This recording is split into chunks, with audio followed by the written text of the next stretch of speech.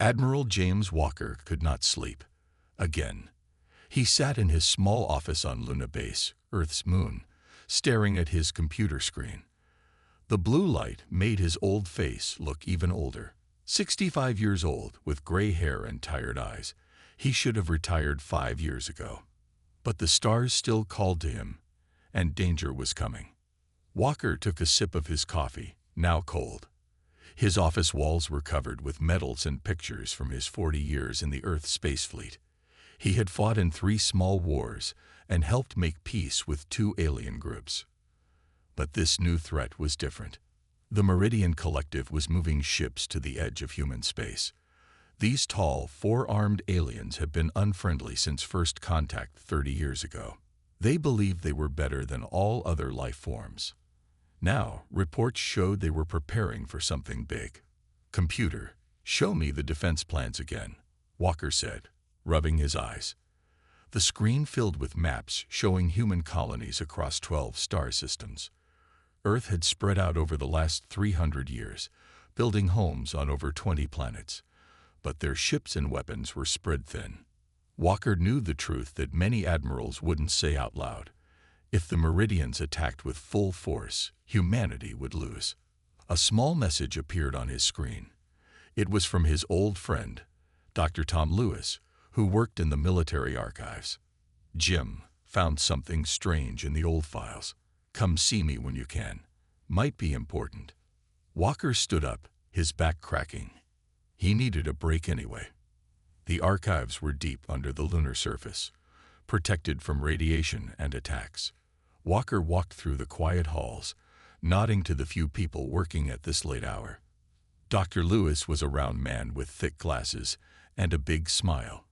He jumped up when Walker entered his small office filled with old paper books and strange objects from Earth's history. "Jim, thanks for coming so quickly," Lewis said, shaking Walker's hand hard. "What's so important that it couldn't wait until morning, Tom?" Walker asked, but with a friendly smile. Lewis pointed to a holographic display on his desk. "I've been going through old project files from before the first alien contact, looking for anything that might help us now." He touched the display, and an image appeared above it. It was a ship design unlike anything Walker had seen before, long and elegant, with strange curved sections and technology attachments he didn't recognize. "What am I looking at?" Walker asked, leaning closer. "The Nebula Sovereign," Lewis said, his voice low with excitement. "A warship designed 50 years ago, but never built. It was too advanced, too expensive, too everything." The designer was Dr. Anna Chen, the quantum physics genius who later helped develop our faster-than-light drives. Walker studied the plans. "These weapon systems, these aren't like anything we have even now." Exactly. She was designing technology that was 50 years ahead of her time. "Look at these shields. They're based on quantum phase shifting. And these engines use non-Newtonian physics to move. And the main weapon." Lewis pointed to a large section in the middle of the ship. "This was designed to actually disrupt the fabric of space itself." Walker's military mind began to race. Did anyone ever build a prototype? Test any of these systems? Lewis shook his head. No, the project was shut down. Too ambitious, they said. But here's the interesting part. Most of Dr. Chen's theories have been proven correct over the years. What seemed impossible then might actually work now. Walker stood straight, thinking hard. An idea was forming in his mind. Not about building the ship that would still take too many resources and too much time. But maybe, "Tom, can I take a copy of these files?" 3 days later, Walker stood before the United Earth Defense Council in their meeting room in Geneva. 12 men and women in dark blue uniforms sat at a half-circle table, looking at him with serious faces. Behind them was a large window showing the Alps and the rebuilt city below. "Admiral Walker, we understand you have a proposal regarding the Meridian threat," said Chairwoman Maria Garcia. Walker nodded and activated his presentation. The image of the Nebula Sovereign appeared above the table. "This is the Nebula Sovereign," he began. A warship designed 50 years ago, but never built because it was too advanced for its time. He walked them through the ship's capabilities, watching their faces change from bored to interested to amazed. Admiral Jackson, a tall man with a sharp face, spoke up. "This is all very interesting history, Walker, but what does a 50-year-old canceled project have to do with our current situation?" Walker took a deep breath. "I'm not suggesting we build this ship. We don't have the time or resources. I'm suggesting we make the Meridians think we already built it." The room went quiet. Walker continued. "Intelligence reports show the Meridians are preparing for war. They think they can beat us because they know exactly what ships and weapons we have." He pointed to the strange ship design. "But what if they thought we had a secret weapon? A super warship that they knew nothing about?" Garcia leaned forward. "You want to bluff. Base our defense strategy on a lie." "Not a lie, exactly. More like a ghost. A shadow. We create the idea that this ship exists. We leak fake information. We make them see things on their sensors that aren't really there. We make them believe we have technology they can't match." Admiral Jackson laughed. "This is ridiculous. Wars aren't won with tricks." "Sometimes they are," said General Martinez, an older woman with silver hair who rarely spoke. "History is full of examples where the fear of a weapon was more powerful than the weapon itself. Remember the nuclear standoff of the 20th century?" Walker nodded to her. "Exactly. The Meridians are proud. They think they're smarter than us. Finding out we have technology they didn't know about will make them pause. It will buy us time to prepare, to strengthen our real defenses." The council members looked at each other, some doubtful, some thoughtful. Garcia spoke after a long moment. "This is an unusual strategy, Admiral. Who would run this deception program?" "I would need a small team. People who can keep secrets and think creatively. Commander Ellie Reed would be my first choice to lead the operation." The name caused some raised eyebrows. Reed was brilliant but known for breaking rules. Garcia nodded slowly. "We will consider your proposal, Admiral. But understand, if we try this and fail, you may be giving the Meridians even more reason to attack us." Walker stood tall. "Chairwoman, they're already planning to attack. I'm offering a chance to change the rules of the game before it starts." As Walker left the council chamber, he wasn't sure if they would approve his plan. But he knew one thing for certain. The Nebula Sovereign, a ship that was never built, might be humanity's best hope for survival. 1 week later, Commander Ellie Reed stood in a small, windowless room deep inside Luna Base. The Defense Council had approved Walker's plan, much to her surprise. Now she looked at the 5 people who would help her create a warship out of nothing but information and shadows. "I know some of you are wondering why you're here," Reed said. She was 40 years old, with short brown hair and sharp eyes that missed nothing. She had fought in 2 border conflicts and was known for finding solutions where others saw only problems. She pressed a button, and the image of the Nebula Sovereign appeared above the table. "This is our mission. This ship doesn't exist. Our job is to make the Meridian Collective believe it does." Marcus Gibson, the tech officer, whistled. "That's one beautiful piece of fiction." Reed nodded. "Exactly. Fiction. But we're going to make it the most believable fiction in human history." She looked at each team member. Gibson was a computer genius who could make systems do things they weren't supposed to do. Jane Foster was their information specialist, an expert at planting and spreading data. Dr. Alan Murray was their engineering expert. Captain Robert Davis was their military strategist. And Lisa Wong was their alien psychology expert, who understood how the Meridians thought. "The Council has given us 3 months to make the Meridians believe we have a super weapon," Reed said. "How do we do it?" Foster spoke first. "Information leaks.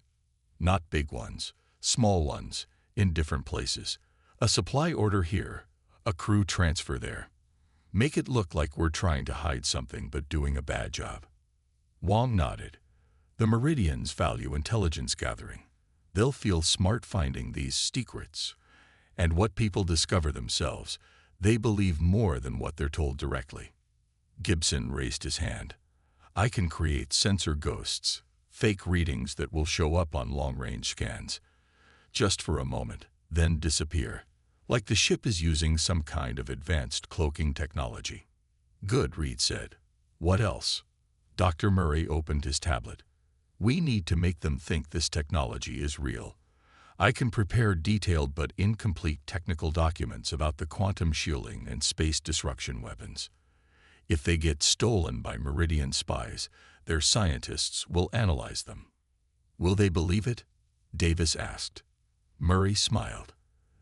That's the beauty of using Dr. Chen's original designs. Her math was solid. Their scientists will run the calculations and see that yes, theoretically, these systems could work. They just won't know we haven't actually built them yet. Reed looked at Davis. Captain, we need military movement that supports our story. Already thinking about it, Davis said. We move ships away from certain sectors, creating a gap that suggests something invisible is operating there. We change patrol routes to protect this phantom ship, maybe even run some drills that make no sense unless we're practicing to support this new technology.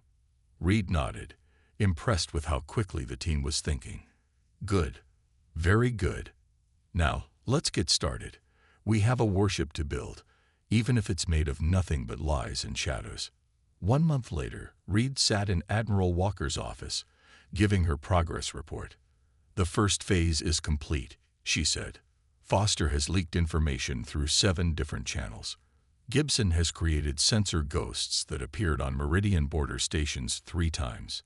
Their ships changed course to investigate each time. Walker nodded, looking at her data. And what about our own people? Do they know this is a deception? Only the highest levels of command know the truth, Reed said. Everyone else thinks the Nebula Sovereign is real, the top secret. That's important. Their honest belief helps sell the deception. Walker looked troubled. I don't like lying to our own people. It's necessary, Reed said firmly. The fewer people who know the truth, the better. And it's working. Look at this. She showed him a report from intelligence. The Meridian fleet that had been gathering at the border had split up. Several ships had moved to different positions, spreading their forces thinner. They're looking for our ghost ship, Reed said with a small smile. They've taken the bait. Walker nodded slowly. Good work, Commander. But remember, this is just buying us time. We need to use this time well. 2 months into the operation, the team faced their first major problem. Reed called an emergency meeting. We have a situation, she said, her face serious. People on 3 different colonies have reported seeing the Nebula Sovereign. That's impossible, Gibson said. My sensor ghosts only work on electronic systems, not human eyes. Exactly, Reed said. This is something we didn't plan for. People are claiming to see a ship that doesn't exist, without any help from us. Wong leaned forward. It's a fascinating psychological effect. People have heard rumors about a secret ship. They want to believe in something protecting them. So when they see an unusual light in the sky, or a shadow that looks strange, their minds fill in the details. Is this bad for us? Davis asked. Reed shook her head. Not necessarily. It actually helps spread the story. But it's a reminder that once we start this kind of deception, it takes on a life of its own. We can guide it, but we can't completely control it. She showed them new intelligence reports. The Meridian Collective had sent 3 science vessels to areas where the Nebula Sovereign had supposedly been seen. They were scanning space with new, more sensitive equipment. They're getting more interested, not less, she said. Their military leaders are arguing about how to respond. Some want to attack now, before we can use this new weapon. Others want to learn more first. We need to show them something bigger, Gibson said suddenly. Something that will make even the aggressive ones pause. What do you suggest? Reed asked. A test, Gibson said with a gleam in his eye. We stage a weapons test. Not real, of course, but we create the signals and radiation patterns that would come from testing a space disruption weapon. Dr. Murray nodded excitedly. We could do it in an empty star system near their territory. Their sensors would pick it up. That's dangerous, Walker said from the doorway. No one had noticed him enter. If we push too hard, we might scare them into attacking immediately. Reed thought for a moment. No, I think Gibson is right. The Meridians respect strength.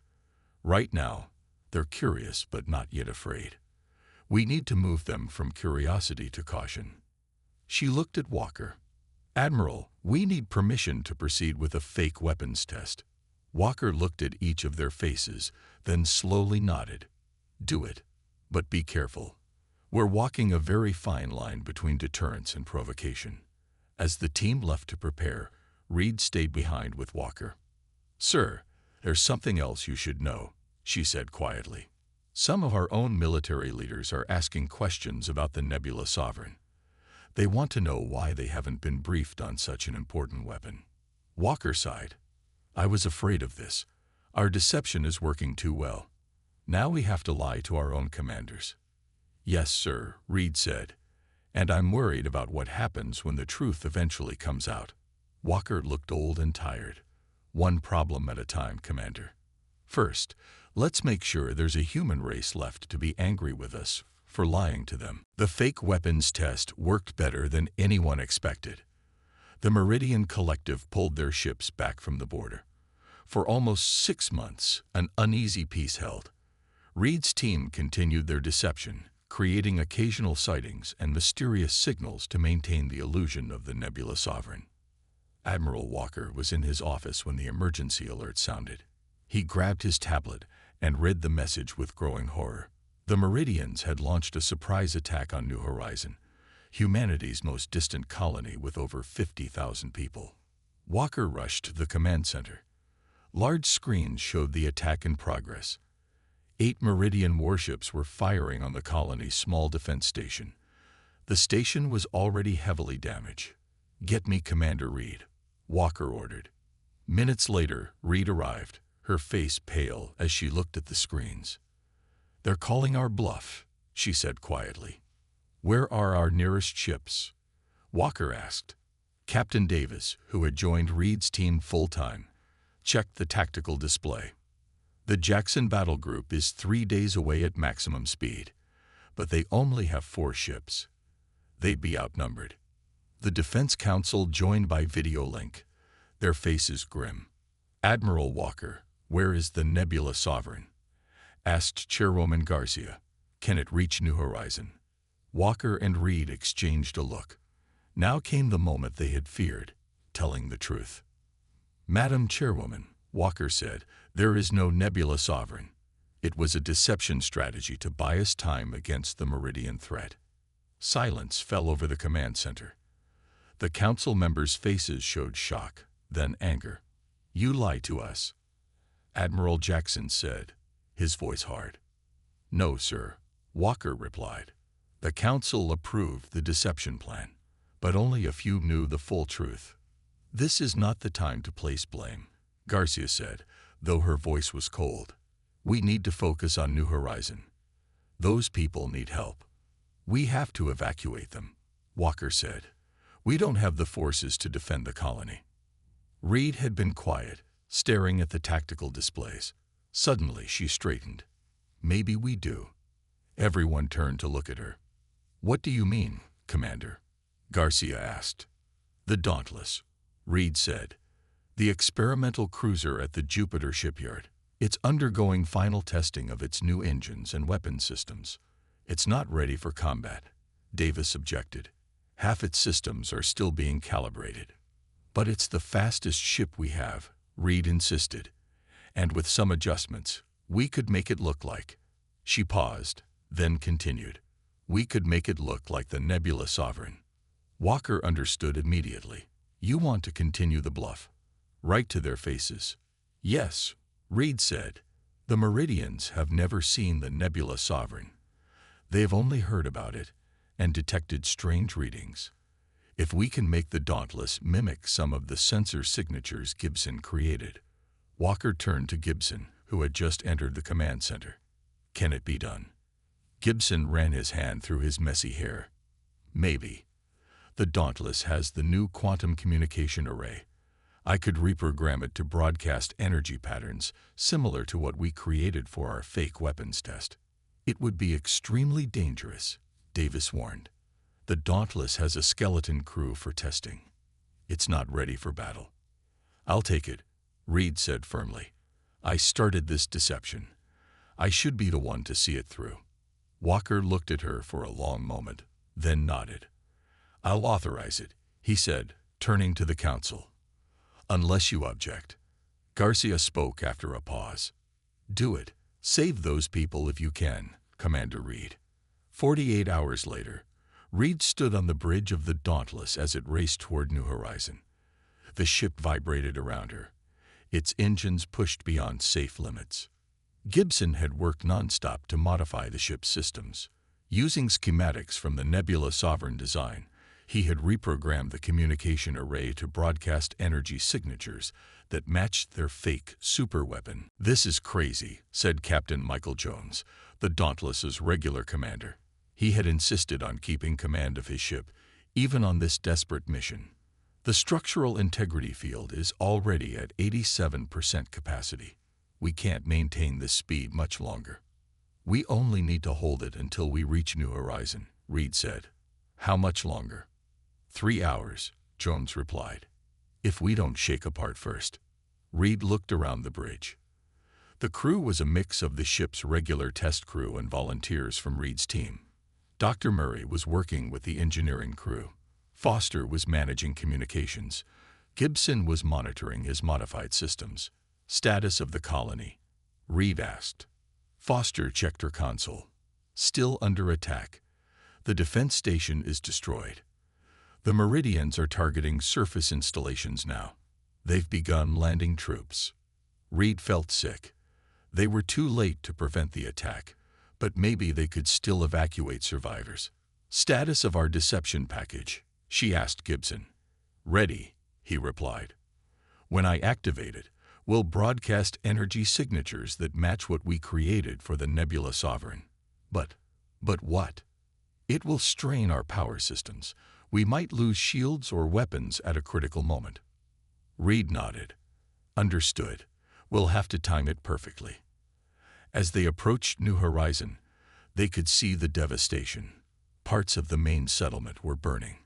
Meridian ships circled overhead, methodically destroying infrastructure. They're being thorough, Jones said grimly. This isn't just an attack. They're planning to take the planet. Reed made her decision. Activate the deception package now. Let's announce our arrival. Gibson pressed several controls. The ship lurched as power was diverted to the communication array. On their own sensors, nothing seemed different. But to outside observers, the Dauntless was now broadcasting energy signatures that suggested weapons and shielding far beyond normal human technology.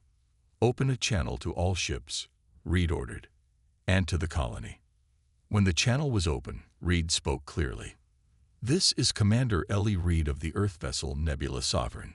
Meridian forces, you are ordered to cease your attack and withdraw immediately. On the main screen, they saw the Meridian ships pause in their attack. 2 of them turned toward the approaching Dauntless. They've detected us, Gibson said. They're scanning us with everything they have. Are they buying it? Reed asked. I think so.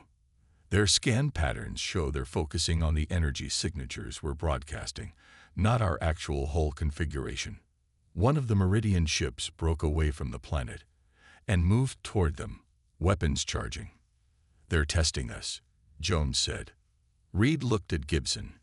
Can we fake a shield response if they fire on us? No, Gibson said. We can fake the signal, but not the actual protection. If they hit us, they'll know immediately that we're not what we claim to be. Reed gripped the command rail tightly.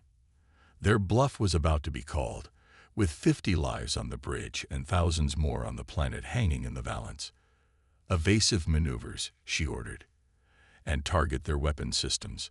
We need to disable them without destroying the ship if possible. The Dauntless moved with surprising agility for its size, dodging the first Meridian attack.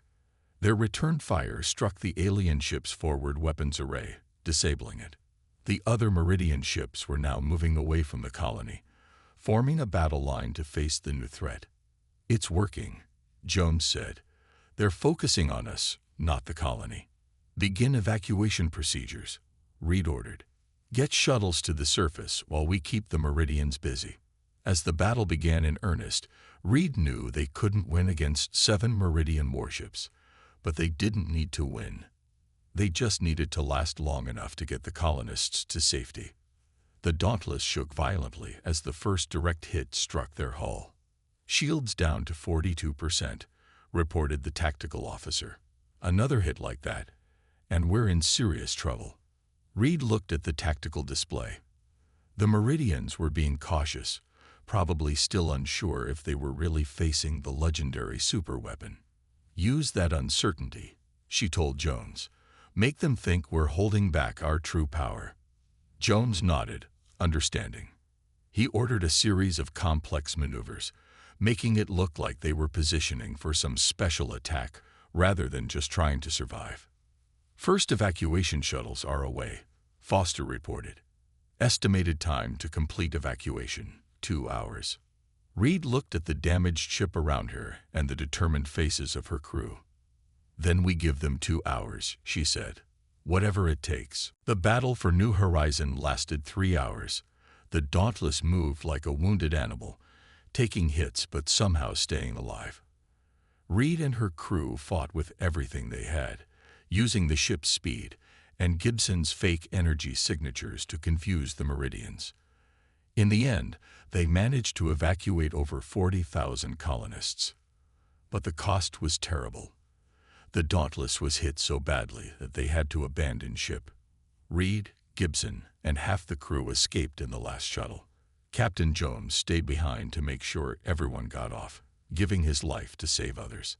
As Reed watched from the evacuation ship, the Dauntless exploded in a bright flash.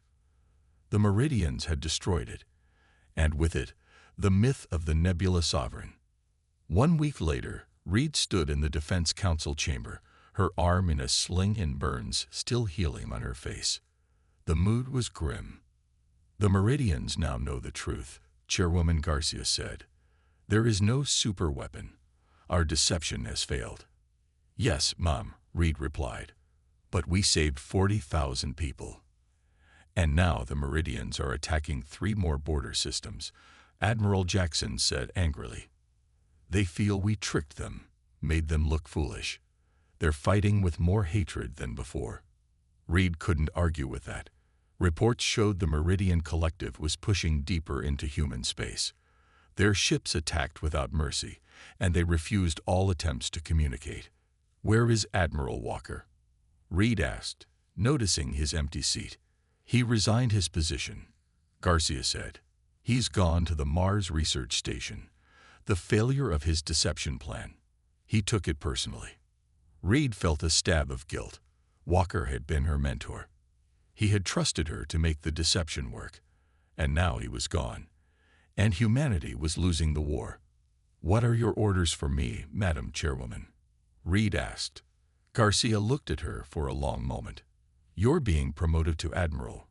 Reed, we need your creative thinking now more than ever." Reed was shocked, but the deception failed. "The deception bought us 6 months to prepare," Garcia said. "And what you did at New Horizon, saving those people against impossible odds, that's the kind of leadership we need now." Reed left the meeting with a heavy weight on her shoulders. She was now responsible for defending human space against an enemy that outnumbered them, and was filled with anger.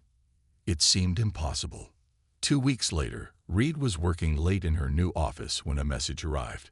It was from Walker, sent from the Mars Research Station. All it said was, "I need Gibson and Murray.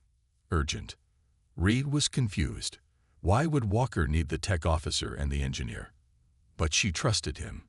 She arranged for Gibson and Murray to go to Mars immediately. Meanwhile, the war grew worse. The Meridian Collective pushed forward on all fronts.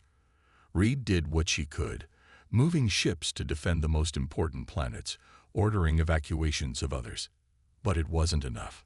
The only good news was that the Stellar Assembly, another alien group that had been neutral until now, offered to help. They were worried that if the Meridians destroy humanity, they would be next. Reed spent long hours negotiating with them, building an alliance that might give humanity a chance. 3 months passed with no word from Walker. Reed was beginning to think he had given up completely. Then one day, Gibson arrived at her office, looking excited but exhausted. "You need to come to Mars," he said without greeting. "Walker's done something amazing."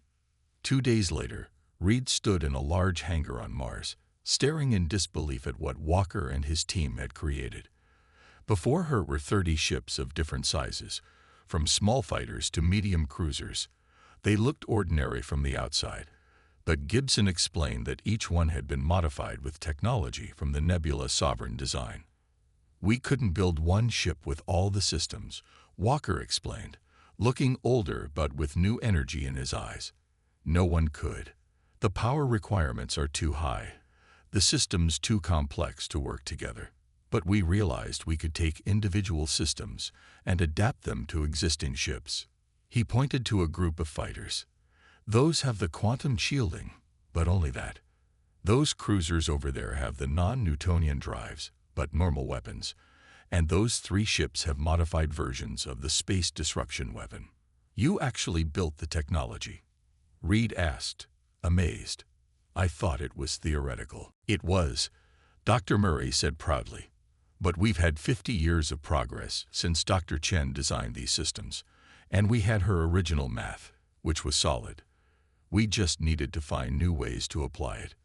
"The key insight," Walker said, "was that the Nebula Sovereign wasn't meant to be one ship. It was meant to be a new way of thinking about space combat.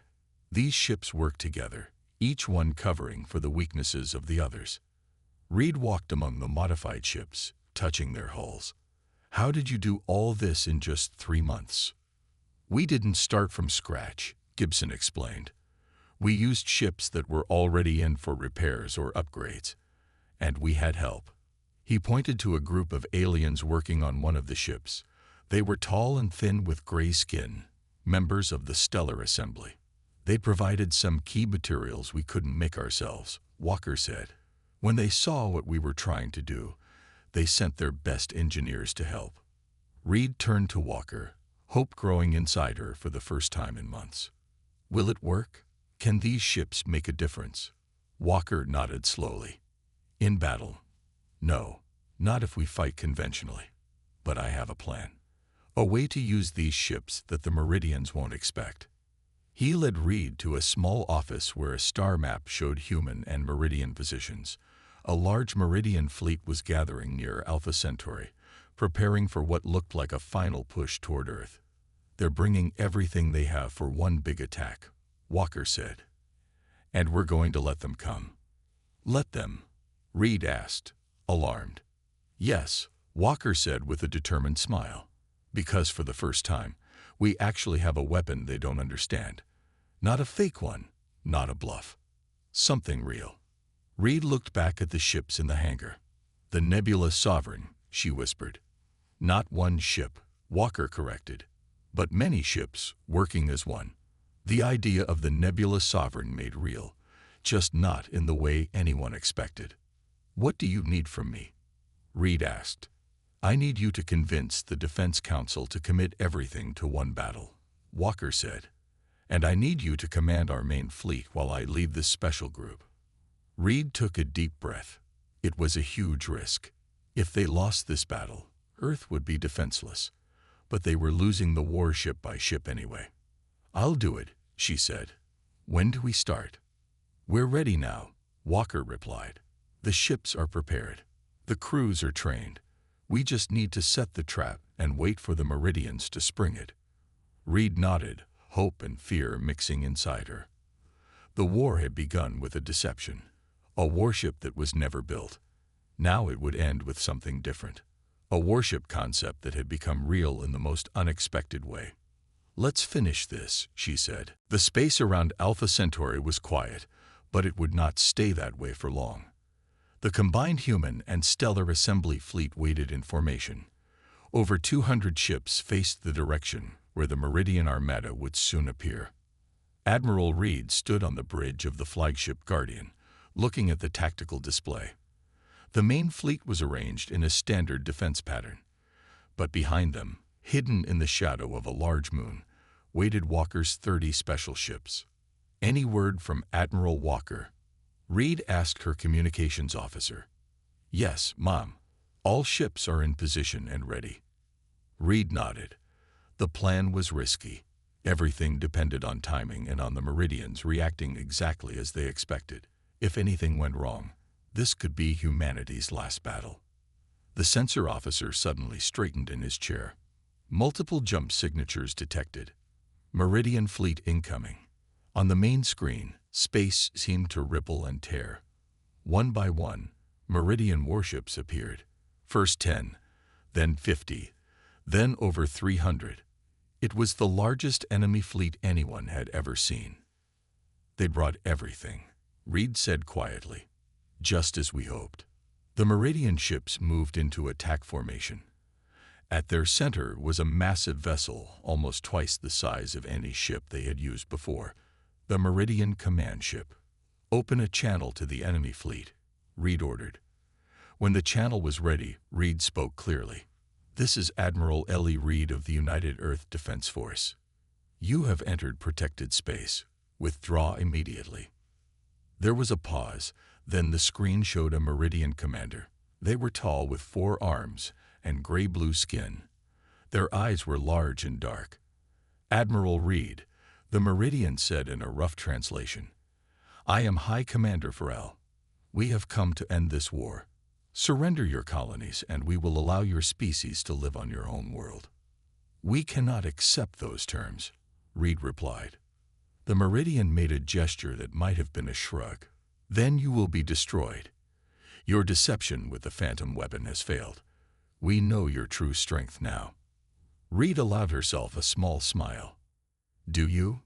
She cut the communication and turned to her tactical officer. "Begin Phase 1. The human fleet moved forward, engaging the front line of the Meridian Armada. The battle began as expected, with the Meridians pushing forward confidently, their superior numbers allowing them to absorb losses while still advancing. Reed watched the tactical display closely. The human ships fought well, but they were being pushed back step by step, exactly according to plan. They needed to draw the Meridians deeper into the system, away from their jump points. After an hour of fighting, Reed gave the signal. "Contact Admiral Walker. Execute Phase 2. From his position on the modified cruiser Defiant, Walker watched as his 30 ships powered up their special systems. Each ship had been carefully positioned around the battlefield. Now was the moment of truth. "All ships, activate your nebula systems," Walker ordered. "Begin synchronized movement." Gibson sat at the control station beside him, monitoring the network connecting all 30 ships. Synchronization active. All ships responding. The 30 ships began to move in perfect coordination. 5 ships with quantum shielding moved to protect the main fleet. 7 ships with enhanced sensors created a detection network that could track every Meridian vessel. 3 ships with the experimental space disruption weapons moved into firing position. "The Meridians are detecting our power signatures," Gibson reported. "They're confused. They're scanning us with everything they have." Walker nodded. "They recognize the energy patterns from our deception, but now they're real." On the main Meridian command ship, High Commander Farrell stared at the sensor readings in disbelief. The energy signatures were identical to what their intelligence had detected months ago, the supposed superweapon they had dismissed as a human trick. "Impossible," Vrel said. "Scan again." His sensor officer worked frantically. "The readings are consistent, High Commander. Multiple ships generating energy patterns that match the theoretical Nebula Sovereign. But they're working together somehow, coordinating their systems." Vrel felt cold fear for the first time in the war. A distributed weapon system. Is that even possible? Before his officer could answer, the space around 3 human ships seemed to warp and distort. The disruption spread outward, engulfing a group of 20 Meridian vessels. When it cleared, the ships were still there, but their systems were offline, drifting helplessly. What happened? Vrel demanded. Unknown, High Commander. Their systems are all disabled. Weapons, engines, even life support is barely functioning. Reed watched in amazement as Walker's ships executed their plan perfectly. The modified vessels moved as one unit, each performing its specific function in perfect harmony with the others. "It's working," she whispered. The Meridian advance had stopped. Their ships were regrouping, trying to understand what they were facing. Reed seized the moment. "All ships, execute attack pattern Omega," she ordered.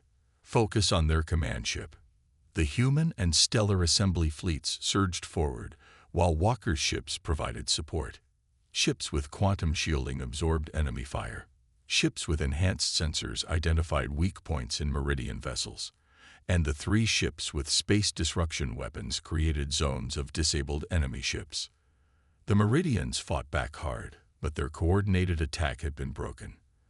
Their carefully planned formations fell apart as they tried to deal with threats coming from all directions.